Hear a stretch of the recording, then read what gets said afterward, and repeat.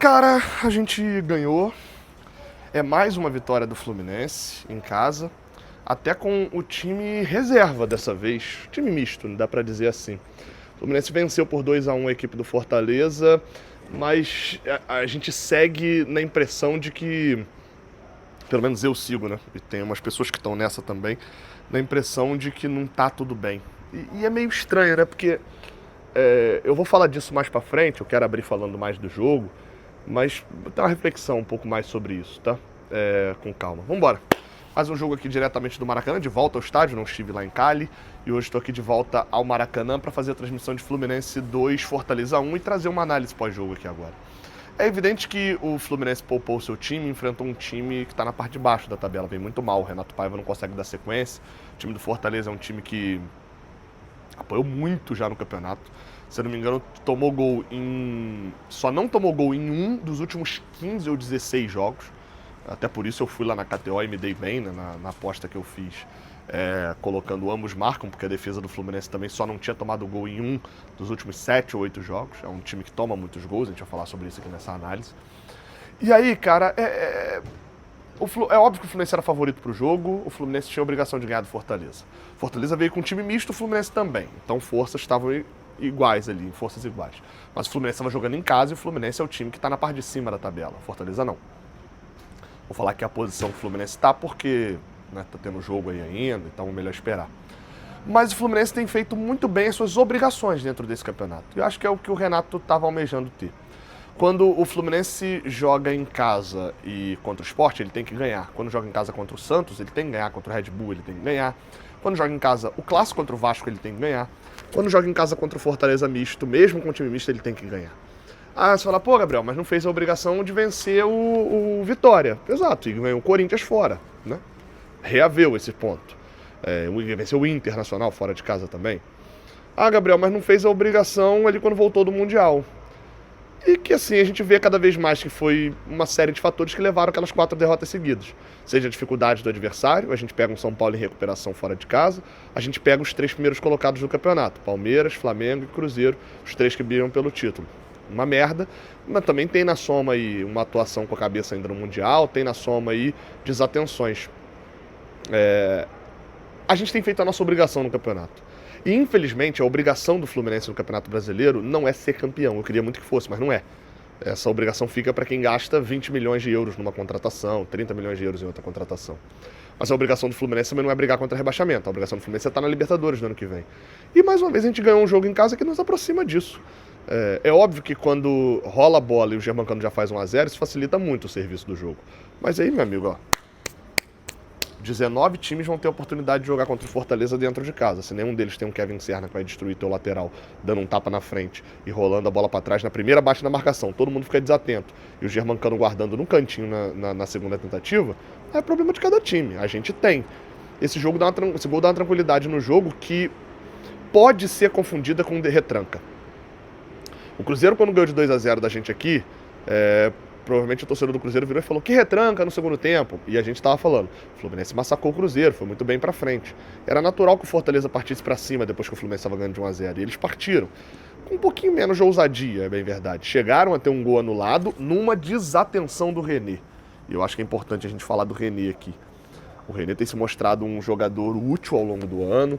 Foi bem em um determinado momento do jogo, do ano. Foi muito importante no Mundial, jogando até de zagueiro. Se consolidou como titular. Dito isso, o momento é ruim. O momento do René é ruim. Eu vou falar da falha do gol, né, no segundo tempo? Vou. E não é falha porque foi nas costas dele, não é esse o erro. Não é falha porque ele sai para dar o combate. A falha dele é não fazer a falta. Saiu para dar o combate. O lateral saiu para dar combate no meio de campo, onde já tinha um volante que estava amarelado. É o lateral que precisa fazer a falta, ele não fez. Lá em Cali, a mesma coisa. Ele foi driblado e não fez a falta. É um erro que poderia ter custado ponto, como o jogo do Vitória custou, quando ninguém fez a falta também. No jogo de hoje, o Alanzinho rolou, o Bruno Lopes fez o gol. Menos mal, acabou 2-1, o Fluminense venceu o jogo. Mas são erros que podem custar classificações, que podem custar pontos importantíssimos no Brasileirão. E o René tá cometendo esse erro. E já tinha errado no primeiro tempo no lance do gol anulado. A nossa sorte é que a bola sai em linha lateral, ele vai dar um biquinho na bola para longe e volta trotando desatento. Bateu no lateral rápido, o Fábio faz uma defesaça, no rebote a bola acabou batendo antes na mão do Kevin Andrade. O árbitro é muito ruim, tá? O árbitro atrapalhou muito o jogo, não deu amarelos pro Fortaleza no primeiro tempo. Erra nesse lance do gol, porque ele dá o gol, é o VAR que chama pra não dar o gol. Assim como, pra mim também, ele erra no lance do pênalti, né? Não tinha sido pênalti no Martinelli. É complicado, porque dá pra dar aquele pênalti no Martinelli, tá? Dá pra dar. Tem um contato ali. O amarelo, por exemplo, por simulação, não faz o menor sentido. Tem algum contato. Mas se mandasse eu ver com um time de azul e um time de amarelo, sem eu saber quem são os times também, eu ia olhar para aquilo lá e falar, pô, o Martinelli deu uma forçada. E ele erra, porque ele dá o pênalti no campo e o VAR chama. Né? Enfim, menos mal que tem VAR para árbitros merdas, igual o Rafael Rodrigo Klein. Dito isso, o Fluminense quando fez 1-0 no primeiro tempo, a gente já falou aqui dos erros de desatenção que quase deram empate no primeiro tempo e quase deram empate no segundo tempo, né? É necessário a gente falar também de um Fortaleza que na hora que tentou ir pra cima foi... Na hora que se expôs, o Fluminense botou as garras de fora. A parada é essa. Porque o Fortaleza volta pro segundo tempo pra tentar começar a atacar pelo lado direito. Né? A lição acho que é meio que essa. Eles botam o Prior lá pela ponta direita, o Prior que é titular. Não chegaram a colocar o Marinho, mas mantém lá pela ponta direita. Inverte o Iago Pikachu, que estava por lá, bota um outro jogador lá pela ponta, que poderia jogar também com a perna invertida. O Pikachu atacou mais pelo lado direito. No segundo tempo, pelo lado direito de ataque deles, ele tira o Pikachu e bota o outro ponta, que eu esqueci o nome agora, tô tentando lembrar aqui, enrolei um pouquinho para ver se lembrava, mas não lembrei.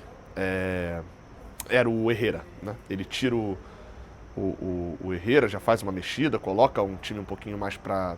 Enfim, tentando atacar mais por aquele lado, faz dobra, avança o Tinga, para jogar nas costas do René, que ele percebia que poderia ser um problema. Tanto pela volância, tanto porque atacando por lá, ele tiraria o Manuel da área. Porque o Manuel poderia sair para dar o combate, na hora que a bola viesse, estava só o Davi. Quase sai um gol assim, você vai se lembrar. Quase que o gol de empate do Fortaleza sai assim. O Manuel teve que sair da área, o cruzamento veio, o Davi meio que tropeçou, e a cabeçada do jogador que entrou no segundo tempo, o Adam, tava sozinho, o Fábio faz uma defesa que parece tranquila, mas foi uma defesaça ali. Aquele tipo de defesa muito difícil de um goleiro encaixar aquela bola. Só que aí qual que é a parada? Eles tentaram isso, né? Beleza, vão forçar pelo lado direito. E aí eles se deram mal, principalmente no fator de que o Fluminense tem hoje um ótimo contra-ataque. É óbvio que o Keno ter saído no primeiro tempo ajuda a gente a ter Canobi e Serna. Já citei o Serna no primeiro tempo. E vou citar no segundo também. O contra-ataque vem de uma boa jogada construída do lado esquerdo, com o Germancano fazendo pivô, inclusive, e com o Serna pegando o zagueiro no mano a mano. Vocês vão se lembrar no jogo contra o Inter que eu falei quando o Wesley tá no mano a mano com o Freitas, eu falei, cara, não é defeito do zagueiro. Zagueiro, infelizmente, não tem biotipo para ganhar na velocidade do ponta.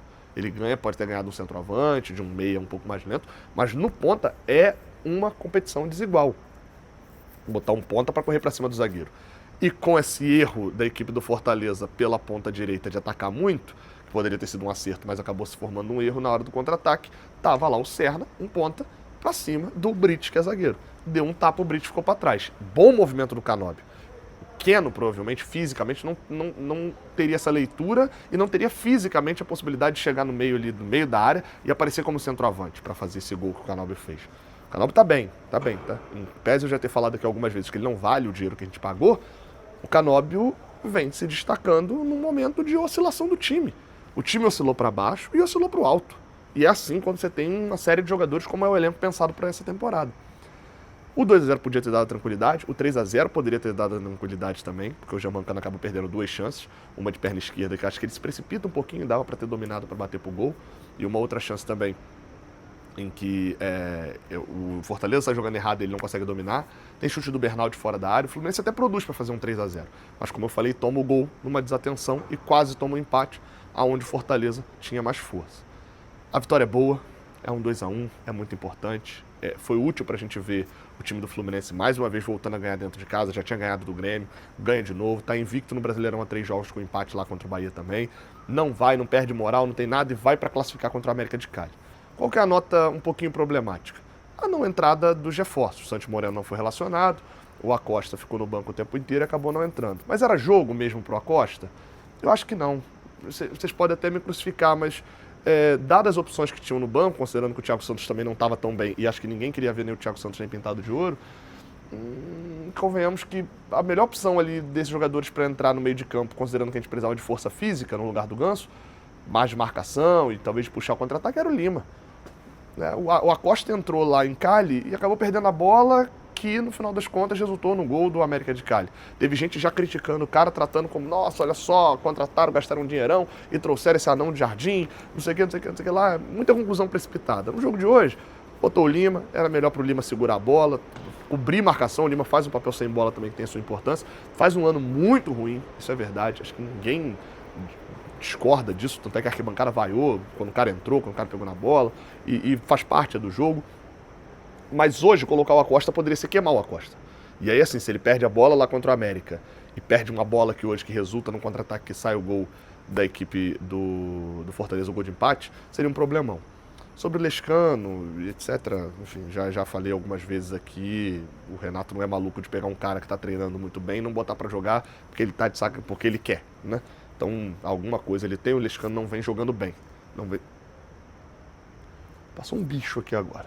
Eu vou parar de falar porque eu já encerrei o vídeo já, tá? Era um gato. Agora que eu vi, que susto, cacete. Bem, mais uma vitória no Brasileirão, 2-1, uma vitória incontestável. Pegou um time que estava mal e venceu. Na próxima semana vai ter outro time que está mal, que é o Red Bull Bragantino fora de casa. Provavelmente vai rodar o time de novo pensando no jogo da Copa do Brasil contra o Bahia. E é hora de tirar ponto do Bragantino lá. E lá, eu diria o empate é o resultado aceitável. Lá dá para buscar vitória, tá? Não é igual contra o Bahia, não. Que um ponto era para comemorar. Contra o Bragantino, que vem a 8 derrotas seguidas, dá para buscar uma vitória lá em Bragança e fazer eles ficarem a 9. Óbvio, lembrando sempre que a gente vai precisar rodar o time. O Renato tem concluído todos os seus objetivos na temporada. Qual que eram os objetivos? Classificar para a Libertadores dentro do Campeonato Brasileiro, a gente está nesse grupo que está classificando.